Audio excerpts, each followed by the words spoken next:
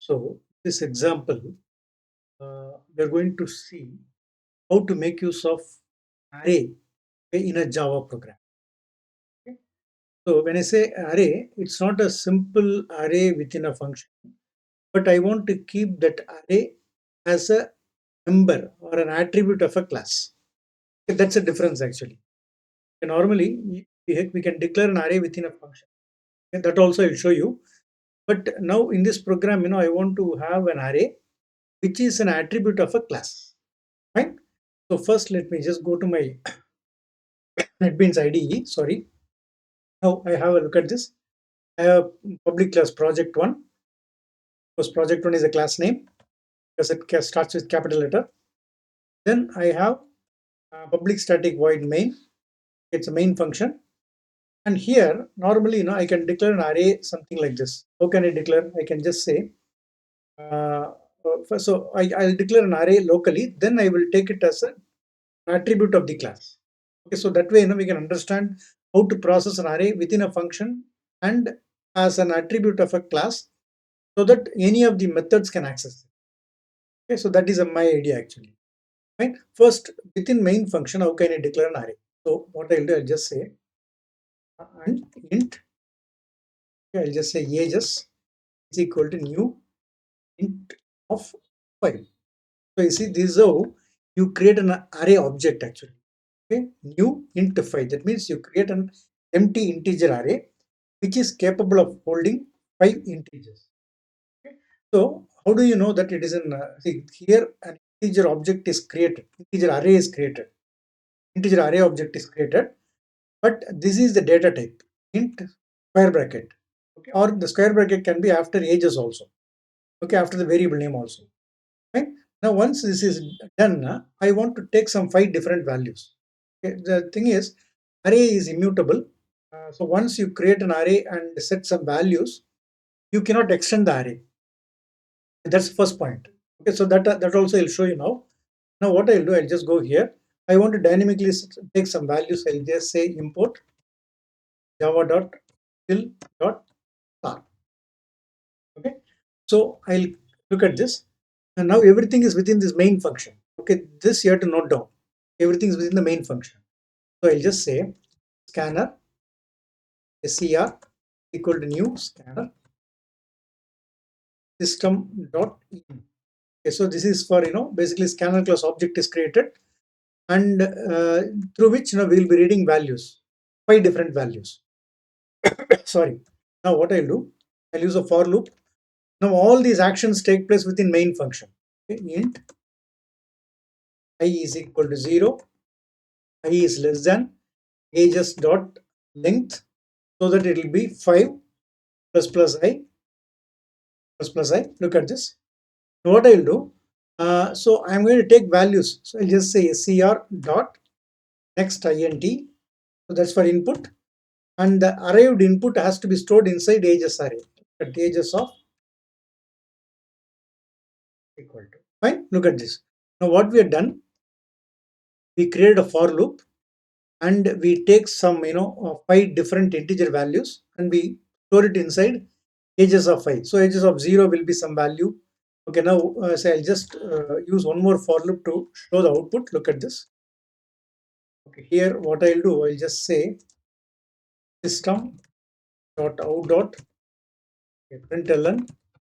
I'll just say ages of I of 5. Okay, so now all the actions they take place within main function. That you have to note down. Look at this. Okay, so now I'll just save it. I will run my. I'll just give a prompt here. Whenever we give now input, we have to give a prompt. Control C, Control V. I'll just say enter the next integer. Okay, next integer. Okay, fine. I'll run it. Yeah, I can see here enter the next integer. I just say 3 minus 8. Okay, 20, 10, and 18. So you can see here. I'll just show you the output. You can see here. you entered up to 18. So 3 minus 8, 20, 10, and 18. So all values are getting displayed. We are inside array. See, we are just displaying the array values. Okay, fine. Okay, so now this array is inside main function. Okay, so only main function can access this array. For example, if I have some other function. Yeah. Okay, let's see one more method. So main is a method. It can also be called as a function, but normally when any function within a class name must be called as method. So I'll just say public void show. Okay, I want to show the array inside this method, but that's not possible. Why? Suppose if I try to give this now, just control C, control V, control V. Look at this. It says ages is not found. You see, look at this. Cannot find symbol variable ages because ages is local to main method. So it's not visible to the show method. Even though show and main, they are part of the project one class. Okay, being a local array to main, the ages array is not visible to show. So this is no use. This is of no use. That is why I said I will just take it. Comment this.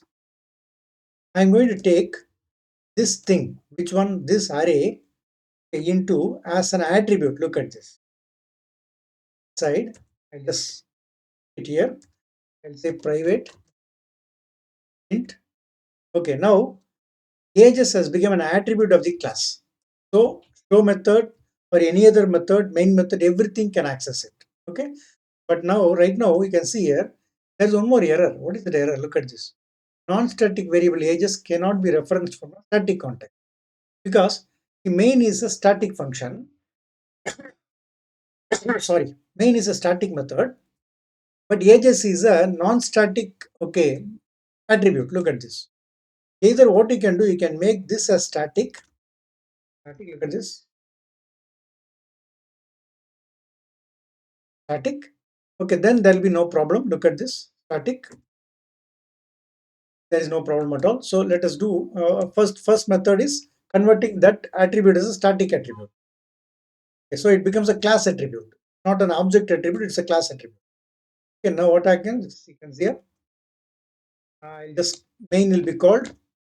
Main will be called, and of course I will just cut this because I'm going to put it here. It's already here.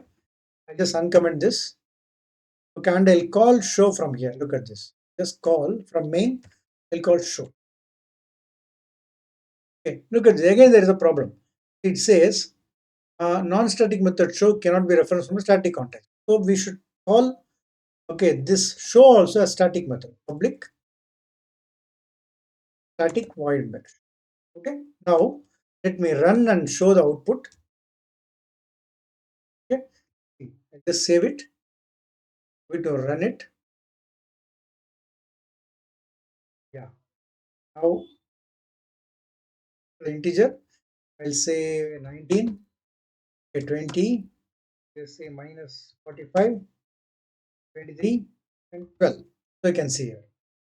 Right? So the difference between the previous program and this one is here the array has become the attribute of the class. Okay, and it has to be a static attribute. Why? Because main is a static method. Okay, if main has to access this ages array, ages also should be static. And of course, from main we are calling show method. Okay, show method. Okay, because main is a static method.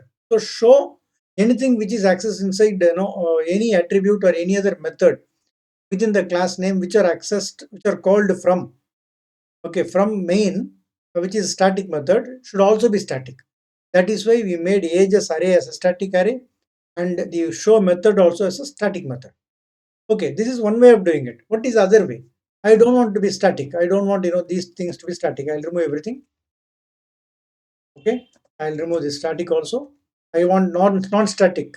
Okay, even the attribute ages should be non-static and show also should be non-static. So in this case, it does not allow me. So what I can do is one more way. Okay, there is one more way of doing it. I can create an object of this class. Look at this. I'll create an object of this project class. inside main method. Look at it. I'll just say project one. I'll just say P1 equal to new project one. Project one.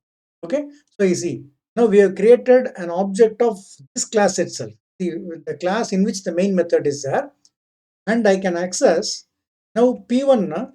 See, now these are non-static. The non-static means they are the object attributes. Ages is an object attribute, and show is also they show also belongs to the common all the objects. So I can use object to access them. So I'll just say p1 dot ages. Call p1 dot. You see now the error has gone. P1 dot ages. And here also p1 dot ages. Okay, why? Because ages is a non-static attribute or data member we can call of a class of the project one class. So when you say non-static, it belongs to an object. It can belong to any object. Okay, for example, P1, P2, P3. Okay, so all these objects will have their own separate ages array. Ages array. Suppose if I create one more P2. Okay, so look at this. If I create one more object here called P2, then P2 will have its own ages array. Okay, as data member. Okay, like every person has got hands, legs. Okay, in the same way, P1, P2, both the objects will have separate ages array. So P1's ages will be different and P2's ages can be different. Okay, fine. Now we have done it. And show. Okay, so when you say show, again, it should be P1 dot show. Okay, because show is not a non-static method. So it's not a static method, it's a non-static method. So when you're calling it, you have to call P1 dot show. That's it. Okay. Sorry. See, if it is, since we are accessing it from the main method, which is a static method, we cannot directly call it. Otherwise, if from one method to another method, from one non-static method to another method, we can call without the object. Okay, but since being a non-static data and non-static method, and we need to call from the static method called main, we need to create an object of this particular class called project P1, and then P1 dot show. Now I'll just run it and show you.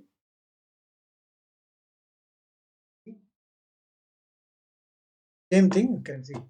The next integer, I'll just say 12, just say 56, just say 43, minus 7, and minus 10. You can see here 12, 56, 43, minus 7, minus 10. Okay. So the thing is, we have created an array. Okay, the array of integers.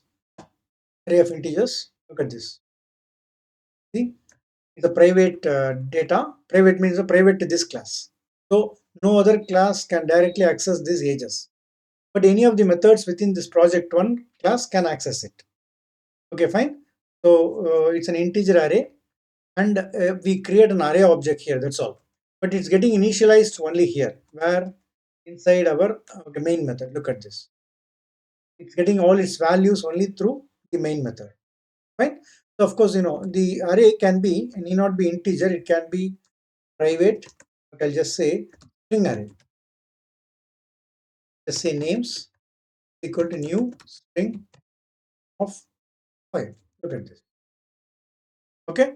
So now this names is an string array. Names is a string array.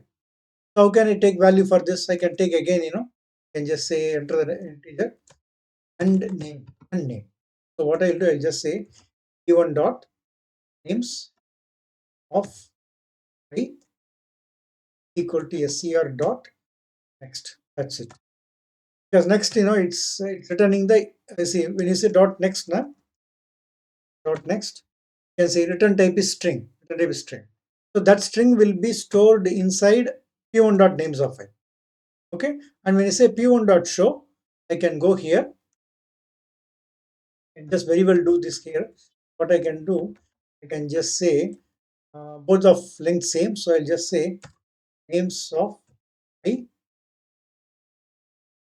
plus, I'll give a space. Look at this. Names of I plus space plus ages of I. So that you'll get all the names also. Okay, I'll just save it now. I can just run and see what happens. Yeah, next integer and name. So I'll just say 10 and I'll just give 10 followed by Ram. Then 20 and okay, Ravi. I'll say 30 Ashok. Okay, then I'll say 32. I'll just say Meena. I'll say minus 8. Okay, Varun. You can see here. Ram, Ravi, Ashok, Meena, and Varun. Okay, so you can see here we have manipulated two arrays here. One is a string array, another is an integer array. So both these arrays are part of what the class actually. But obviously they are inside, they are attributes of the class, attributes of the project one class. So that these two arrays can be accessed by any method of this particular class. So show method has access to, look at this, names and ages, the names and ages. Even main method has got access to names and look at this, ages and names. Okay, since we are given as a class data member or class attribute, okay, the names and ages, they are accessible to any of the methods within the class. Fine, but being a private data, only within the class, any method can access them. Right, so no other outside entity, that means outside this particular project one. If I have one more class called project 2, from project 2 I cannot access these names and ages directly. If I have to access, I can call the show method, or I can have one more method called input, which takes input for these names and ages. So by just calling this public method called input and show method, I can access names and ages, but directly I cannot access. That is the beauty of the access specifiers. Private denotes an access specifier, okay, which ensures that the data or attribute, ages and names are private to this class. Private to this class. Okay. Hope this session was useful. We'll continue with some other session, some interesting session in the next. Thank you.